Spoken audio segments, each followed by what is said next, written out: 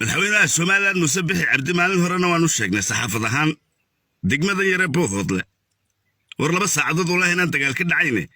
ceebta ka gilgilo oo madaxweynayaashii hore ee ka horreeyay ninba meel buu soo ayuu nabadiya ama ku soo qabtay adiga degmada yare Bohoodle ku hortaal Muuse waqti baad la kulantay military baad wahayd ma soconayso arrintani maalin walba wafdi yaro iyo halka laga horiyo oo Puntland soo gasho oo federaalku ku soo galo waa dhibaato aad u weyn maanta shabaab baaba isku lisay dadkii halka isku dirasa marka madaxweyne ama xilka ku wareej iyaga oo muxuu ahaa ay ku wareejina gabigeeda magaalada yar ama magaalada soo qabo wax macno leedahay ma jiro wallahi inaan qof xabad ku soo riday qof jooga magaalada xabad ku soo riday ciidanka qaranka laakiin sidan waa ceeb weyn bini'aadamku ama siyaasad buu dadka ku soo qabtaa dee ama xal military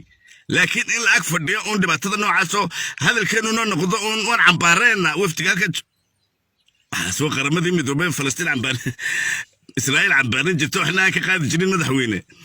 arrinta Bohoodle horena saxaafad ahaan waan kuugu sheegnay